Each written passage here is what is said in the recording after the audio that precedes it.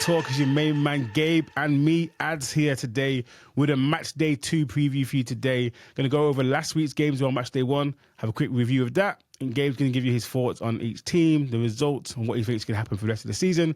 And then we're going to head over to Matchday 2 and look at what's coming up for you in this weekend's game. So Gabe, last weekend we had the first game of the season for everyone with our game, United's game against Fulham.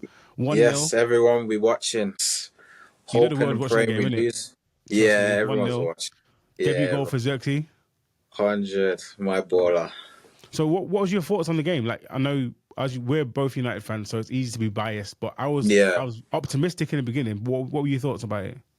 My thoughts on the game was for the first 20 to 25 minutes, we started to struggle a little bit, just a bit rusty.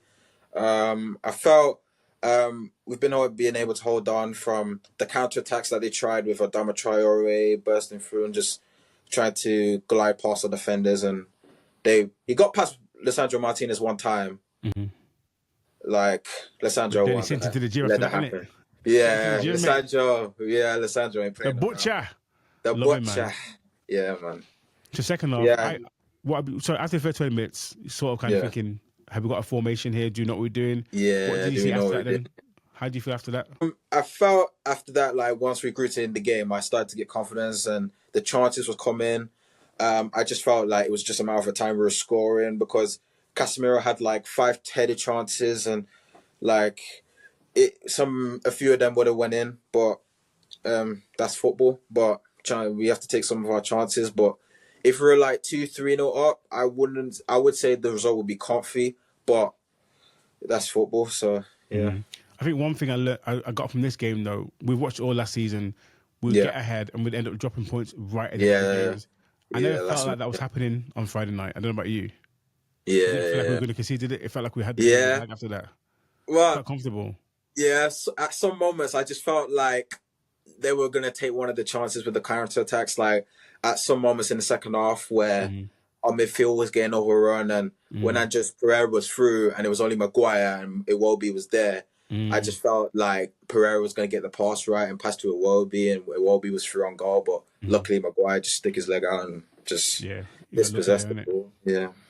So obviously we win the game 1-0. We beat Fulham. Yeah. Fulham looked okay. I don't think they're going to be look okay. this season. I think that they're doing some. I mean, Emile Smith-Rowe as a signing. They paid a lot of money for him for a player who's been injured for most of his career. So I'm interested in that. They just bought Sanderberg as well from Sanderberg, and also they're Joachim Anderson from Crystal Palace. Yeah, he just gone there. So interesting. They spent money, innit? Yeah, spent money. What they wanted Matone, bro. I know, but they didn't want to pay the money. Yeah, they didn't want to pay, man. Yeah, I kind of want to keep Matone. You know, I think he's a great squad player to have. To bring off the bench, I think Xerxes replaced him as that kind of come off the bench and getting to the edge of the box and following up after the strikers. I think he's a great player for that. So I'm not sure, but he's a great sub. Scored on most goals last year in the Premier League. So. Well, whatever the club decide to do, we're happy. Get Ugarte, man. That's what I care about. We need Ugarte. Yeah. I think we'll get it done tomorrow. It looks like, I think from what we've seen from Fabrizio and it seems like there's some movement happening there now, innit? Maybe a loan obligation to buy. We can do that. Yeah. All right, so let's move on then. We've got Ipswich versus Liverpool, which I thought for the first half. Yeah. Sick, man. McKenna's got a good team there, innit? All over them in that first half. I just thought the goal was just going to happen for Ipswich, but it just didn't happen. They were all over them. I just felt like in the second half they just ran out of gas and they just didn't have enough in the tank to keep that press and that pressure they were putting on Liverpool in the first half. And I just felt with Liverpool's quality, with Trent, Salah, Jota... Yeah, it was bound to... If you're taking chances against teams like that, when you're ahead, you got to score in it. When you have your chances, you got to score. They just signed Borja from Chelsea. So we got the new striker, Broha, So that's going to be interesting. Shame they never had him last weekend. But should be interesting to see what they do. I think McKenna's going to do a good job there, though. He's top manager. I do too. Yeah, just hope they stay in the Premier League. Yeah, that's what I hope for. And what are you thinking about Liverpool this season? Then Arne Slot's there. You reckon they're going to finish top 4 this year, or? Yeah, I think they'll finish top 4. I heard Arne Slot was a good coach. I think he'll get the best out of Liverpool. I think I think they'll be in the race with United, Tottenham, Chelsea for the top four. I wouldn't say they'll Chelsea up be. there, like that, yeah. I f- Oh, I ain't seen it, you know. uh, Not Chelsea, man. It looks like a it's a shambles to it's a me. bit of a stretch, but I'll say United, Spurs, Villa. Mm. Um, Maybe West Ham. yeah, maybe West Ham or The squad they've Newcastle, got there but looks good, man.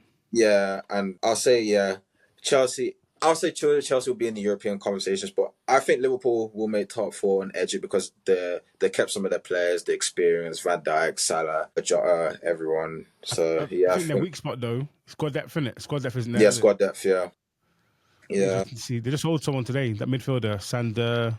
What's his name? Um, He's gone I to think it's a defender. he's either going to Brentford or Bayer Leverkusen. Well, I can't remember the name. yeah, I think it's a defender, Van der Berg or Yes, something. Van der Berg. Yeah, yeah. Yeah, it's defender, yeah, youngster. They need to they need some midfield reinforcements definitely. Yeah, they need. Anyway. Yeah, because once they couldn't get Zubimendi, didn't have no plan B, bro. My man said, "Ain't Old Trafford, so I ain't going, mate." Ain't no That's what he said. Zubi do, bro. You were having it, Oh, bro. my. All right, moving on to Yeah. the team everyone loves to hate, Arsenal. They beat Wolves 2-0. Quite convincing, really, considering Wolves were at force last season. They looked really good Yeah. last year. Yes, Yeah, last they're week really it good. seemed like they were a bit. I'm not sure. I'm not really sure what they're missing. What do you reckon? What are your thoughts on Wolves? Yeah, Wolves are a good team. They got good coaching, Gary O'Neill. I feel like they'll be okay, but they'll struggle a little bit without Neto. Who else did they lose? Neto, Kilman, Yeah, and Kilman's gone. I think that's pretty much it. But they kept some of their spine there with Nuri, Cunha, Mm-hmm. Lamina, and a few there. But I think they'll be okay. I don't think they'll be able to. I don't think they're allowed to spend any money because there are issues with PSR or FFP, something like that. But I think they'll be Some are okay. struggling, yeah. Yeah, I think they'll be around like 12th or 13th, some one of those positions. Yeah. I like Gary O'Neill as a manager. He seems Yeah, to I know what like he's him doing. here too. Yeah. All right, on to Arsenal then. Mhm. Arsenal. Same old Arsenal, always cheating. Arsenal. What are you thinking about? The squad hasn't really changed much. They haven't brought anyone in yet officially, but they've got a Well, couple of things in the works, isn't it? Calafiori is a bit. Calif- Yeah, he's depth. That's what he is really. Squad depth. Yeah. What are you thinking for every year the last 2 years they've pushed right to the end and just dropped? Mhm. Basically, we call it bottling, but they've pushed all the way to the end and just missed the mark in it. So what kind of a finish? What do you think Arsenal fans should be looking for this season as a finish? What should they be expecting this year? Because it's been second place. It's Yeah. got to be first, isn't it? Yeah, it's got to be first, 100% first, because Mm. it's basically what Liverpool did when Klopp was there. Like, they kept pushing, but C was just stronger because of Pep. So So I what just do felt. Arsenal need? What do Arsenal need for you? What do you think Arsenal need to get past Pep's squad now? What is the thing they're missing? Who can Arsenal they fans, buy? Arsenal fans, just don't lie, just tell the truth. But I know Kai Havertz is banging in goals right now, so you just need a number 9. You Mm-hmm. definitely just need a number 9 to just put yourself ahead of City. So So then to back to get like to that Jesus. You think level. Jesus got it? I mean, Jesus admitted it in an interview that he's not a number 9. Like he just said, Mm. like he's not a goal scorer like that. He's a bit of he's a false 9. So like just creates assists, skills, like everything. Just create others for wingers like Saka and Martinelli and Trossard. So I just feel like Jesus ain't the guy So for us. who look at the market as it is? Because obviously last year the transfer market for strikers was quite broad. There was Koulibaly, there was Hoyland, there was Osman and Arsenal. All these players that was available last year. Tony. So this year, Tony's available, but I don't see him. Not that I think he would do an amazing job for Arsenal. Yeah, he But would I do. think Yeah. he would maybe disrupt the squad in terms of his personality. I'm not sure he would fit Yeah. in the squad, if that makes sense. Yeah. Who could Arsenal bring in? Do you reckon this? I mean, not who could they, as in they're looking at them, but if you were in the office at Arsenal saying, I'm going to sign a player, who would you sign to take them past City to win the league? The striker old days are. It's It's a crazy. tough one, isn't it? Yeah, the quality is not. The thing is, I still would say Tony because he's proven and he's proven himself to get the 25 goals in the Premier League. But Mm. if it was a European like terms of option, I would say Osimhen or probably like that Sporting Lisbon striker Gyökeres.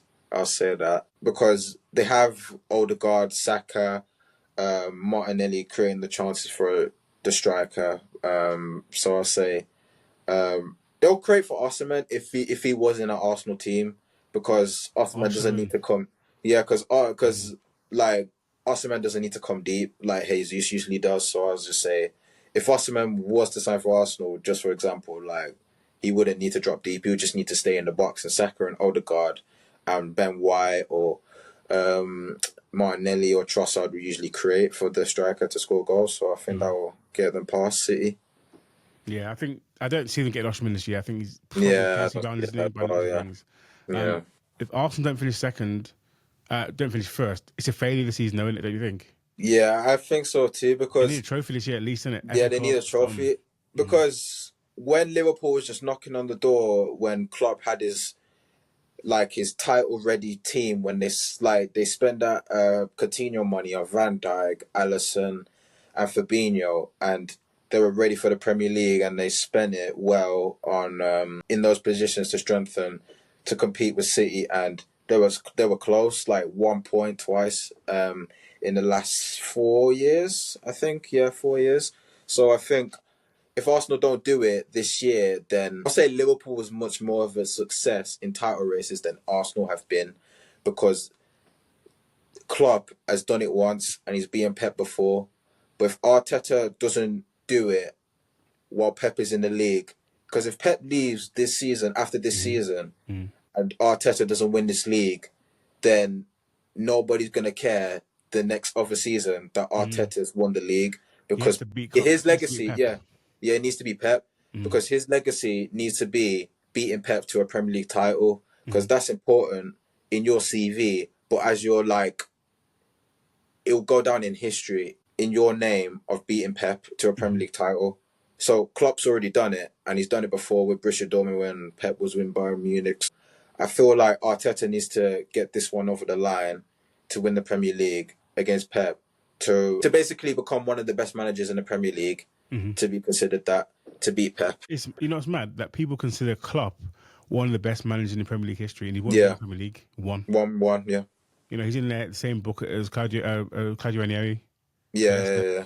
All in the same, was it Ken in that you went around it? 1995, Ken Dalglish won it for Blackburn. Yeah, mad. These are not Premier League greats. These are not Prem greats. Mad. We got man like Fergie 13 times. You know what I mean? So 13 times, 13 times, bro. All right, so we'll move on. Arsenal. I guess the verdict on Arsenal is if they don't finish top, it's a failure this season. Wolves, top 10, 12, maybe they'll be happy, I guess. Yeah, top 10, 12, yeah. On to Everton and Brighton. Obviously, Brighton with the youngest manager in the Premier League right now. Yeah. I think in Premier League history, in fact, 3-0 battered Everton. Battered Everton, yeah. What do you think of the overall performance?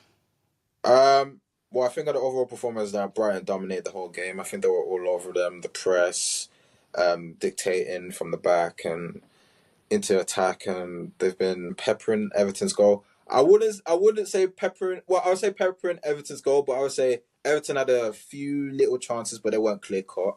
But I'd say Brighton dominated the whole game and dominated the whole game. Really, I just felt better. Brighton were the better team, and Everton didn't have any answers to the game. So it's interesting because obviously they were lacking Branthwaite on that game. Yeah, Branthwaite. Yeah, that guy who was meant to cost us 70-odd million. 70-odd million. And for 60. 60, bro. Mad thing. 60 but anyway, combined. Back to Everton. Yeah, back to Everton. Yeah. So we talk about the game being dominated. It was 10 shots to 9. Brighton had 10. Wow. Everton had 9. Okay. Brighton had 5 shots on target versus 1 from Everton. So they're obviously lacking some firepower up front. Firepower, yeah. 62% possession for Everton. For the 75 passes for Brighton. 85% accuracy. There's a lot of stuff in there that just points to the fact that they dominated the game without having to have chances. And I think Everton, a better team. Everton lacking confidence, maybe lacking a good striker. Yeah. And any other day of the week, it could have been 3-3. It could have been. Took the chances. Yeah, if they had a proper striker, yeah. If they had a proper striker. But obviously, I think Brighton just looked better. And as they went through the game, Everton's confidence was gone. Yeah, Everton was, Goodison Park is an amazing place to go to. It's a great stadium. But it's a horrible place to be losing, man. I'm telling you. Yeah, horrible place, yeah. But the new stadium will be built next year. It So looks amazing as well, doesn't it? yeah, it looks amazing. So yeah, can't wait to So see it. you're called for Brighton this season. Where do you reckon they're going to finish? I would say I'll say 10 or 11th. So I think they'll do good. Yeah, if they can keep this form up the way they dominated Everton. I think if they'll be able to do that against teams that they're capable of beating, I think they'll be around the top 10, around the top 11. Yeah, one of those positions. Everton have been flirting with disaster for the last few years. Yeah, You know, they'll be what do you flirting think for about them? relegation. Yeah. What do you think? Where do you think they're going to finish? The thing is, I don't want this to happen, but I still do. But I think they'll go down. I think they'll go Okay. down. Yeah, I think they'll go down. That'd be a mad one to go down and to get a new stadium in the The new championship. That's stadium. mad. Oh, Madness. not for Evertonians. The Evertonians. Yeah. I actually don't mind. One of my best friends at school was Evertonian. He loved Everton. Yeah. I always had a little affinity for them. I like them as a team. I like them as a club. Yeah. Obviously, we hate Liverpool, so we've got that in common. Yeah. Yeah. So Yeah. I think there's something there for them, but it doesn't look good for them. They've had a good few years of almost Good for getting years. relegated, Yeah. innit? Yeah. All right, so Newcastle Southampton was a 1-0. Yeah. Newcastle played the game with a red card for a lot of the time of that game. Yeah. Southampton just come up back up to the Premier Yeah. League. Just come up. Yeah. What do you think of the overall performance for both teams? I think Newcastle held on the whole game. I think they Same. did well to contain Southampton while they were down to 10 men. For me, I don't think that's a red card because I think Brereton Diaz was trying to play and just play around, rolling on the floor, diving, and just basically just They all do trying. it now, don't it? Yeah, like you got the red card that you wanted, but the end result, like you didn't get the result that you wanted. But I mean, yeah, the red card, it was just give him a yellow. It's just not. It just weren't worth the red, but. It's different now in the Premier Leagues with the rules. So if you do that to any other player, then you're going to get a red card. So You said that Newcastle were holding on. You're definitely right by that, bro. It was 78% possession for Southampton. Wow. 19 shots for Southampton versus 3 for Newcastle. They had one shot on target, Newcastle did, and they scored it. Southampton had 4 on target. But imagine the possession, the passes. Newcastle had 181 passes. Southampton had 649 passes. You know, there's a lot of mental. They got lucky that game, to be honest with you. There's I no way know. they should have won that. I know. So what do you think of this year, Newcastle? Where do you reckon they'll finish? I think they'll finish.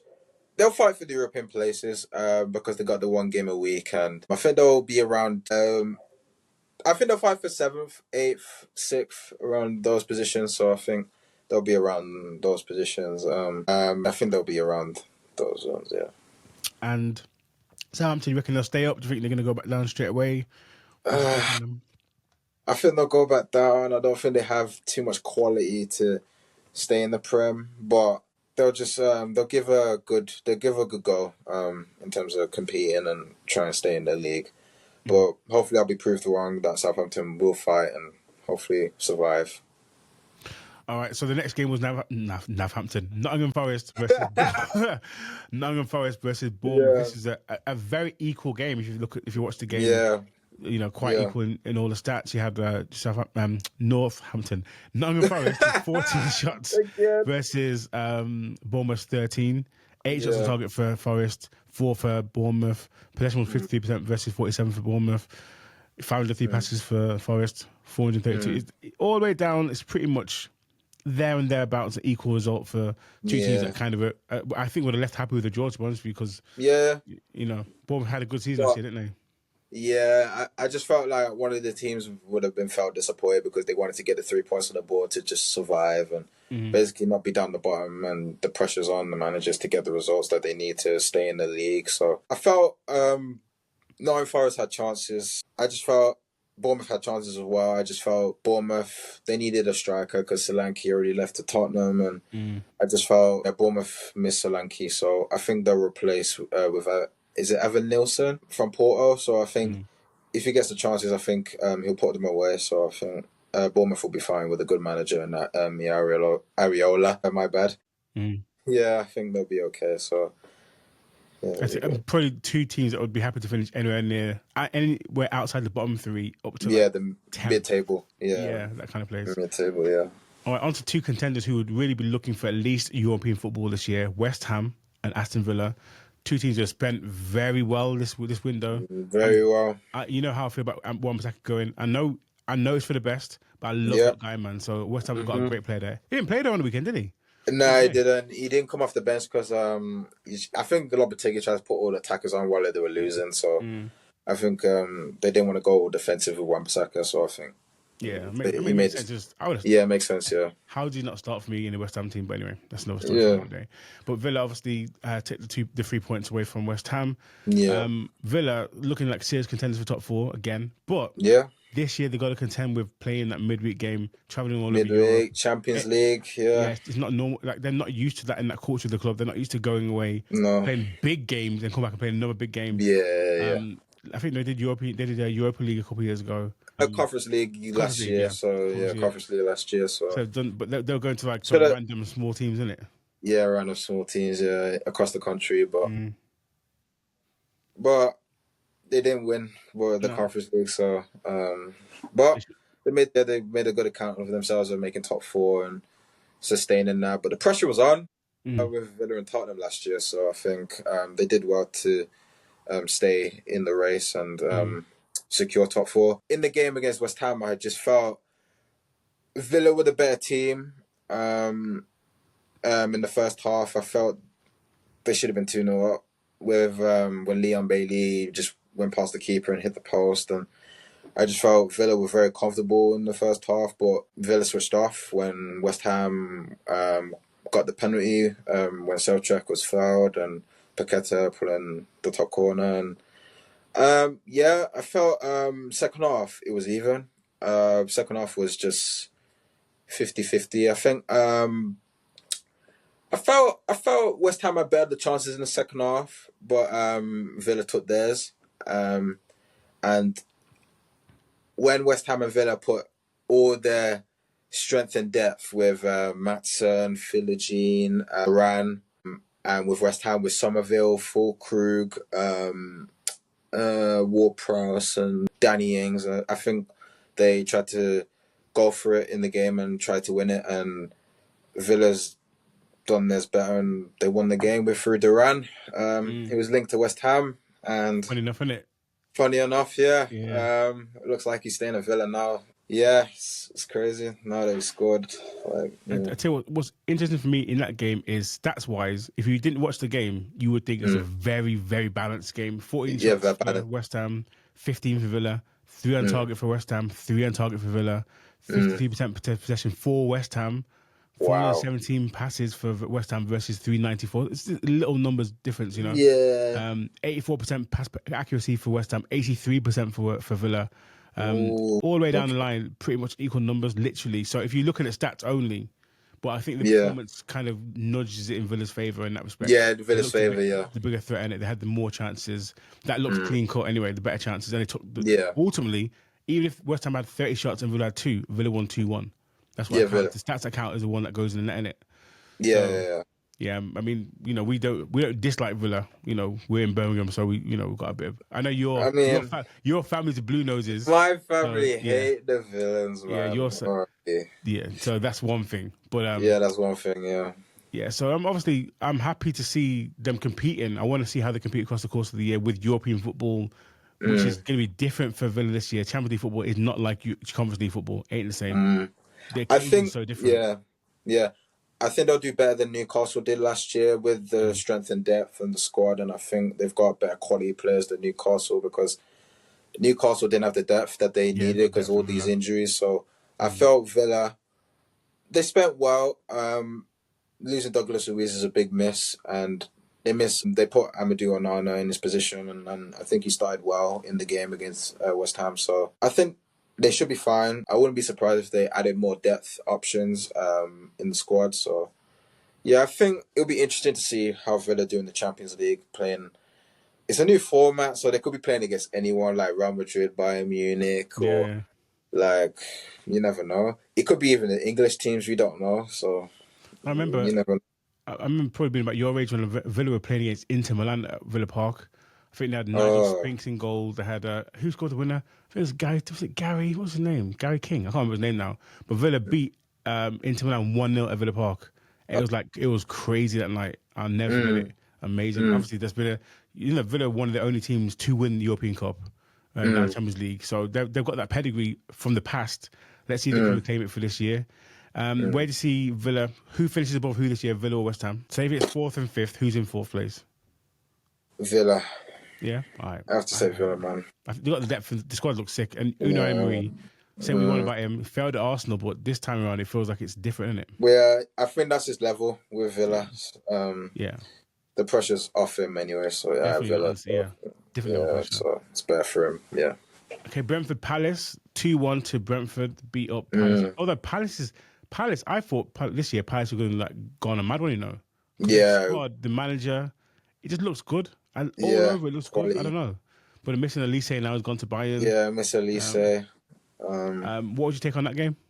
What I take from that game, it was close, but that goal being disallowed for Eze, it was harsh. It should have been a goal. With the infringement in the box, I just felt there's not really much in that, in my opinion. I just felt like the Eze goal, it just deserved to be given because the goal, like the ref blew after it was in the back of the net, so it just didn't really make sense in you disallowing the goal and just analysing the infringement, which didn't make sense because I felt 2 Brentford players just went to the ground and like I did. Maybe I'm not seeing the game as much. Yeah, maybe I'm not seeing the game as much. Like if Will Hughes actually touched the player, like if he tried to wrestle with the player in the box, or I don't know what he was doing, but I just feel like the Eze goal should have counted. But I guess Brentford just went into second gear and just put more pressure on Palace and took their chances. I just felt Palace missed that quality with Elise, that creativity. Eze is good. I just felt like both of them together would have just broke the whole league game changer for Palace, and they would have been fine for European places with both of them if they had a full season with Oliver Gazna. So we saw them battle us last year, end of the season, 4-0. Was it 4-0? 3-0, 4-0? 4-0, man. 4-0. And I think this year, I was sort of expecting them to push on. And I still think they will. The chances they had versus what Brentford, they had 14 shots versus Brentford's 9 in that game. 6 on target for them, 5 for Brentford. Possession was higher for them. They had 54% possession. So they've got the signals are all in the right place. The finisher, maybe they need someone who's going to put the ball in the back of the net and someone who can kind of add that wily creativity that Elise, although he was injured half the season, he still did his job. Yeah, he still creates for Paris and gets the goals and the assists. So that's what I rate about Elise, because I did want him at United. I was up for him coming. I was up for him for coming. If an attacker left like a Sancho and Anthony, either of those 2 players that were suitable for offers were coming in for the club, I would have signed Elise then and paid his release clause. But he's got to Bayern Munich, and good luck to him because he's going to be in a good team and compete for the Champions League and the Bundesliga. So Bayern should be back. Well, then again, their manager got relegated from the Premier League last year, so who knows, bro? Who knows? But you never know. I mean, Vincent Kompany's a good coach. I admit that. He's a good coach, but I reckon the job will be too big for him. Not mentally, because he's very strong mentally, but I mean in terms of the expectation. Burnley's expectation level was keep us in the league. The season before that was like try and get us into the Premier League. They played good football, but with a better squad, with a lot of, they had everything in their favour. With Bayern Munich, they sack managers for not winning the league with enough points. Yeah. I mean, it's just a no joke at Bayern, man. They expect to win every year. 12 years in a row they won the league, bro. 12 years in a row. Yeah, so, 12 years. You know what I and mean? Bayern Leverkusen just went on the invincible season. All right, so onto a basket case of a club, which is Chelsea versus Man City. 2-0 to Man City. Chelsea with the biggest squad. Since Todd Bowley's been there, they spent more money than like half of the Premier League have ever spent in total. So Chelsea has spent more money since Todd Bowley's been there than Everton have ever spent. How mad is that? Wow. It's crazy. There's like 12 other clubs beneath them that have spent less money than Todd Bowley since he's been there the last 2-3 years. 2-0 to Man City. Kind of an expected win, really, for Man City. You don't really think they're going to lose to a Chelsea in identity. Nobody in that stadium recognises the team. I reckon he could put out a team of players that none of the fans would even know who they were. You know, they literally, the way they're treating the players, Sterling. I mean, I'm not a fan of what Sterling said, but Yeah. they got these players who they've just literally allowed to leave. They've got these players who are allowed to not only leave, but sorry, they've signed all these players can't leave because on like 7-10 year contracts, whatever, and they're stuck there. And it's like, well, we're not going to play you, so you're going to go and train by yourself. Okay, bro, cool. But how can you have a happy squad when there's 22 players training training separately from the main team? Yeah. It doesn't make sense to me, man. So, Yeah. but anyway, onto the game itself. What do you think of the performance? Man City obviously haven't clicked into gear yet, but with Ireland, they're always going to get a goal. Kovacic's bossed the midfield, bossed through the midfield to get past Enzo.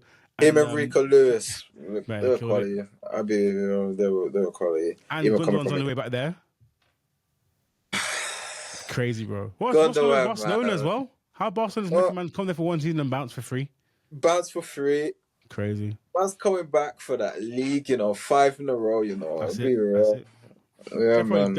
At this rate, unless Arsenal can pull something out, I can't see Liverpool doing it. I don't know who else can challenge them, so it's got to be City in it, really. Yeah, it's got to be City. Gary Neville reckons Arsenal are going to win it. I don't know what he's smoking over there, but you never know. He might see something that we don't know. He knows more about football than I do, definitely. Yeah, I haven't seen anything in Arsenal to make me think they've got some new steel or some new, basically, kahunas.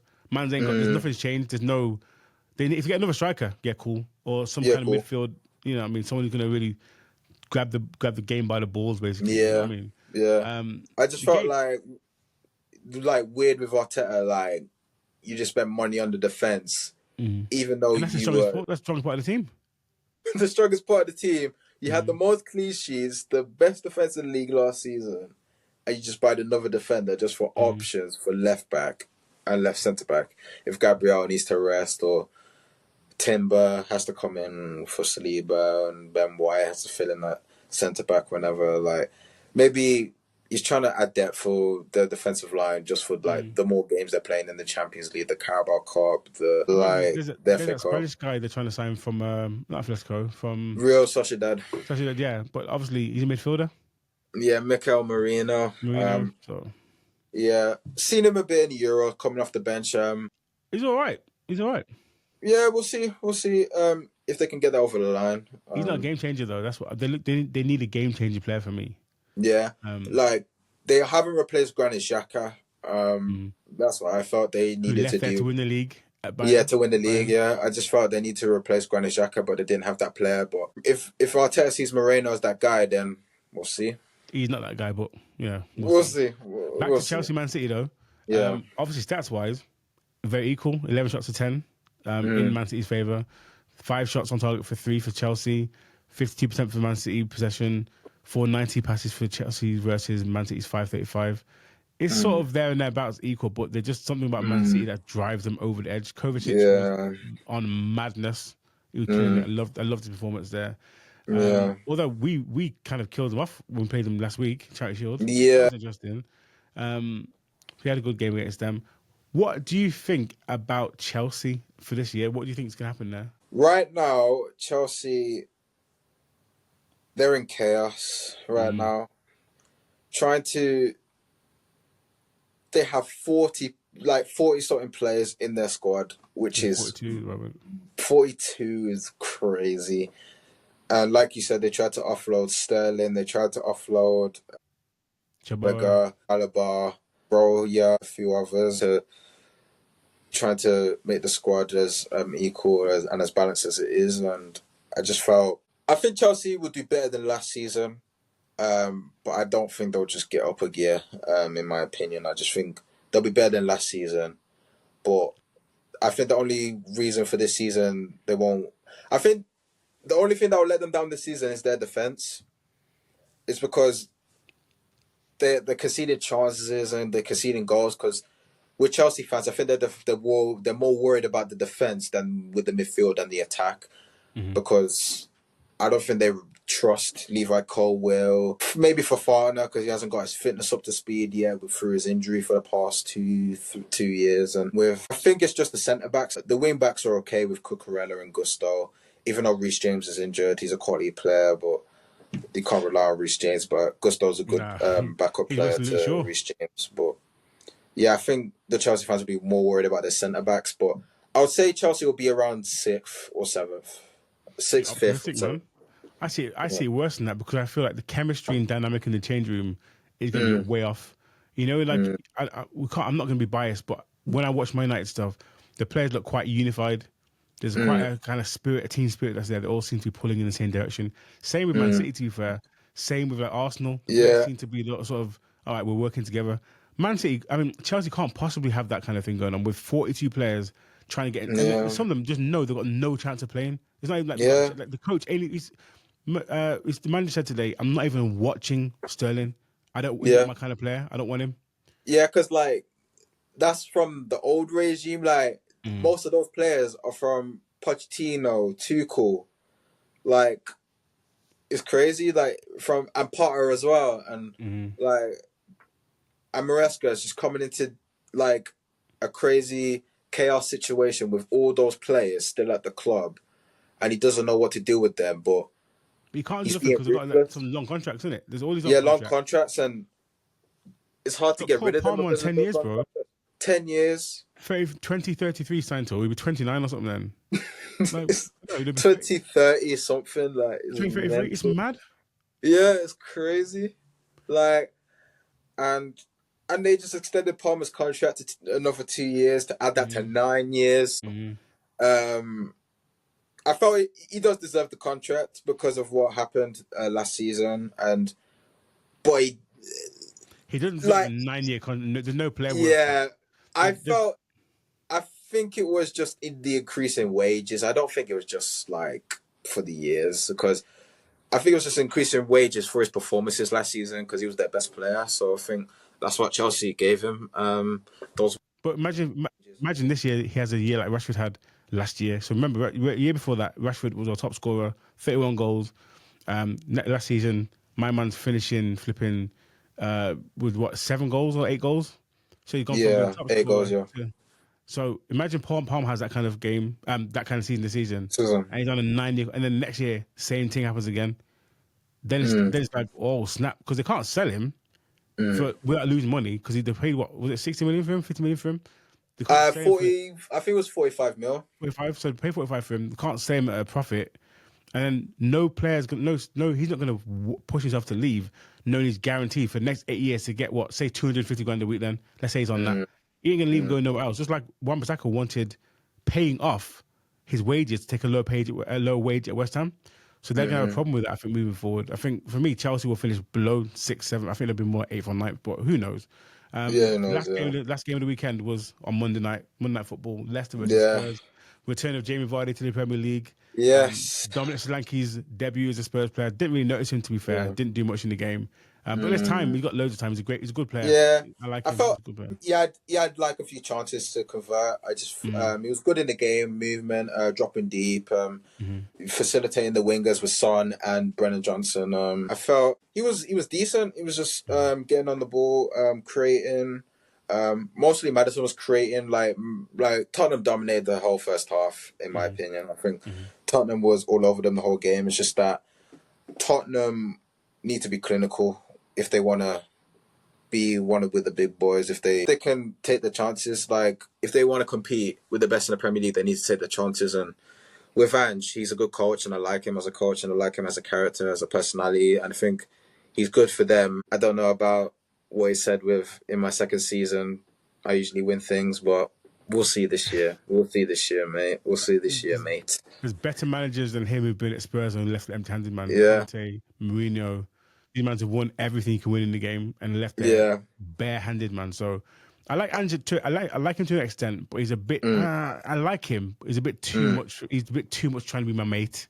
If that makes sense. Yeah. It's a bit too much. He's a good manager. He's doing well. Yeah, I think But I think Spurs fans haven't had that type of manager since Pochettino. yeah, Because with that excitement, the new football, the excitement, the attacking flow, flair, I just felt Spurs fans wanted that, and that's all Tottenham was about. Attacking flair, flowing football, and Ange brought them that last season. And we'll see this season if they can improve on that. But they had chances. They had chances in the first half, which they could have taken, but unfortunately, they didn't, and Leicester held on till the second half, and Leicester took their It's chance that at man Jamie Vardy, isn't Vardy, it? mate. That man, Yeah. he's evidence that you just need someone who knows where the goal is. You don't need to have the Mm, most prolific striker in the world. You just need to know you got a player who, when he gets a chance, mm, he's going to take it. yeah. Like, if Vardy's 10 years younger, he's £100 million player for joking it.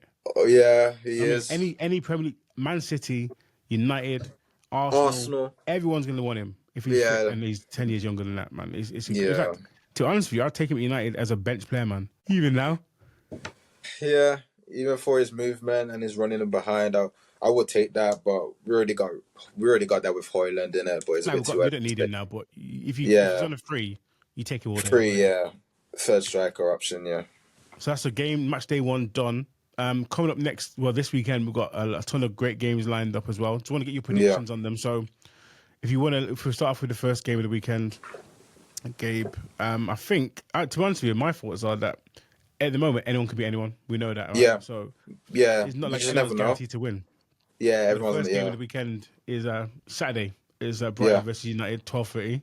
Why are Yeah. we first again? First on the weekend again.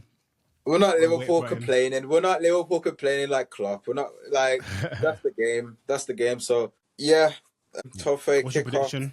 What's your prediction? We're gonna do Um, predictions now. So, like, who's gonna win? What's the score? I think United will edge it. I think it'll be a tough game. The way Brighton performed against Everton, the way they dominate possession, the way they did take play, and the way they've been able to be patient with their play and be able to dictate teams and use their press well whenever opposition teams have the ball. So I think it'll be a tough game. I think United will have the edge in terms of quality with the players that we have with Rashford, Amad Diallo, Bruno Fernandes, Kobe Mainoo. With Casemiro, I think we'll have enough. And with the options off the bench, we've got Nacho, Xerxes, and a few others as well. So I think we should be fine. I feel it'll be a close game. I'll go for a 3-1 United. Just in terms of us having enough quality to win the game. I think it'll be close, but in terms of chances with both teams, but I think we'll edge it 3-1. All right, Spurs, Everton. Just give me a score. Give me a score. What do you reckon? Who wins it for you? I'm gonna go for. It's hard to call. I'll go a bit nice. I'll go for 3-1 Spurs. I'll go for 3-1 Spurs. I think they'll have the quality. They'll have the domination of the possession, the quality on the ball with Maddison and the wing backs with Adagi and Pedro Porro and Son, and whether it's Kulizeski or Bennett Johnson starting and Solanke getting chances scoring the goals. I think Spurs will edge through Everton the whole game. And I heard some of our cousins trying to go to the game, so I'm gonna give them a bly and just get them a win. And if they're going to the game, so hopefully they'll get the 3 points for them to have a good game in it. So yeah, I think Spurs will beat Everton comfortably. All right, Spurs to win at Palace versus West Ham. Ooh, yeah, that's a tasty good game. Very tasty. Both teams have good managers. I say Glasner's better than Lopetegui in my opinion, but I'd say good teams, good quality. I'm gonna go. I will go for Crystal Palace. I'll go for Crystal Palace to edge it. Or you know what? I'll go for a draw. I'm gonna go for 2-2. With the quality of Eze, Mateta creating getting chances, and Simon Paqueta creating chances. We don't know who's starting, but we do know who's starting for West Ham, like with Bowen, Kudus, Paqueta. We don't know with the forward if it's Antonio or Fulkrug.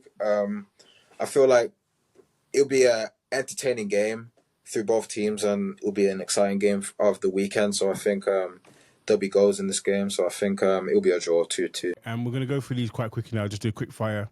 Yeah. Who's going to win? Southampton, Forest. Who's your winner? Oh, Forest. 3 points for Forest on Saturday then. Fulham, Leicester. Oh, Tough one's calling it. Fulham. Yeah, Fulham. 3 points for Fulham, you reckon? This is probably a banker for Man City versus Ipswich. Although it's McKenna from United, it might be a big game for him. Yeah. Ipswich, Man City. What do you reckon? At home for Man City? Yeah, it's Man City, man. Can't look past That's them. can you? Yeah, can't see past City, man. Yeah. The evening game for Saturday is Villa versus Arsenal. Big Ooh, things there. This is a big one for both. This Unai Emery going back to his old club.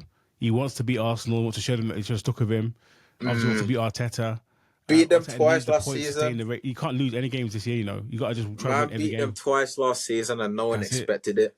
So The 2-0, the end of the season was a mad one, bro. it's a mad one. Mad one. Yeah. So Villa, Arsenal, home to Villa. What do you reckon? I'm saying Villa, you know, but what do you reckon? I'm saying 2-1 to Villa. I think they got an edge, man. They got an edge. I wouldn't say that's a drag, but I mean, betting odds tell us 54% Arsenal, yeah, 24% draw, 20% Villa. So the betting odds are totally in Arsenal's favour. I just think there's a psychological block for Arsenal against Villa from last year, and Villa will believe they can beat them again. But who knows? Yeah, that's why. Yeah, say this. I'll go for a draw. That's a fair result. If it could be a thriller game, like 2-2 or 3-3, either of those two. So. If it's 3-3, I'm definitely gonna watch that one. You know, I'm definitely watching that game because it's entertaining. A big game, entertaining Champions League teams. We'll see if we can consider Villa Champions League teams. They need to prove it. So if they prove it against Arsenal, it's a good test against Arsenal, and they proved it last year that they can beat them. And if they do it again, if they do it again. If they do it again, if they beat Arsenal again, then that's it, isn't it? Real deal. Boy, it's techie for Arsenal. It's techie. Imagine Arsenal play Villa this week. Next week they're playing Brighton. There's 2 games they could lose both of them. They could win both as well, to be fair. But then it's like 6 points down on City after 3 games. Because City and they have City. I think they have Tottenham after Brighton as well. Meanwhile, next week City are playing. City are playing West Ham. So then you never know. Yeah. You never know, man. Next game is that's it, man. Bournemouth, Newcastle, Sunday. Who's that's a tough one, but I think Newcastle edged out. Yeah, 2-1 Newcastle, yeah. Here's another basket case game. Wolves versus Chelsea. Sunday, 2:00. Who's Chelsea playing? You know what squad comes out that day? I'm just going to go for 2-1 Chelsea because they just have that many players to just quality. Like Palmer's that guy for them anyway, because Palmer's just that guy to just create a goal for himself and basically just hit it in the back of the net. And I think Palmer, Neto, Jackson, I think they'll have enough. I think they'll have enough to beat for Wolves. Brentford, last game of the weekend, Sunday, 4:30. Liverpool beat Ipswich after a tough start. Tough start. On a joke. Brentford have got some good players in there. Brentford could win a game. What do you reckon? What's the score going to be? I think Liverpool will beat them because of the quality and they still have the experienced players to deal with these big games. Well, I wouldn't say big game, but just these types of games to beat like smaller teams comfortably. But I think Salah, Jota, Diaz, Elliott, they got quality in the attack, and I think they'll beat Brentford 2-0. I think 2-0 or 3-0. You never know. Like Liverpool can score goals, so and it's at Anfield, so I think they have a big factor in that as well. So I think Liverpool will edge it with Arne Slot's first Anfield game, competitive game in the Premier League. So I think they'll want to win for him. So I think they'll win the game. All right, so that's the weekend ahead planned out now. A good set of games to look forward to as well. I think it's going to be an interesting one for top 6 kind of contention. You start losing points at this point of the season, you already look at relegation. Yeah. It starts from. I think every week is like a no-lose kind of. You have to try and win every game, innit? Yeah, we'll try and win every game. Yeah. So it's been like a prediction and also a review of last week's show. Next week we have a review show by itself and a prediction show by itself, so you get some more content from the GMB. Yeah, more content. Channel. Yeah. But also we look at the transfers, talking to some other fans, and also getting some more news as well as it comes in. So whatever you're doing, wherever you are in the world, join us every week. There'll be new content on the channel. Make sure you subscribe. Make sure you like, comment. Let us know what you want us to talk about. Any questions you got for Gabe, drop them in the comments as well. Gabe's on Instagram. What's your name on Instagram, Gabe? GabeMB7 is in the bio. I'll be able to put them through in the bottom right here. My IG will be on there. Yeah, so make sure you follow Gabe on Insta. Make sure you shout him out as well. Let your friends know there's a new channel in town bringing you the best in football news, not just from United, who we support, but also from your club as well. You can be part of this. If you've got any views you want to share, reach out to Gabe too. He'll let you know when you can get on the channel to have a chat as well. But yeah, until next time, like, subscribe, comment, Good weekend ahead of us for this weekend. Let's look for our teams to win, and let's hope. No, can't say hope that we don't lose and Arsenal don't lose. Yeah. Because if we, oh gosh, then it's a sad mad week. one. It's a sad week, yeah, man. Football changes your whole week, man. Trust me. It does. Can't go on Instagram. Can't check the news. Can't read. No. Can't go on Loads YouTube. of messages. Yes. Yeah, it's one of them ones. Everyone's on, man. All right, family. Thanks for watching. As always, we love it. We love it here. We love you being here with us. Gabe is back soon. Probably, it'll be a new video very soon. So stick around. And man, catch you on the next one on the GMB Footy Talk channel. Yes. Till next time, we're out, fam.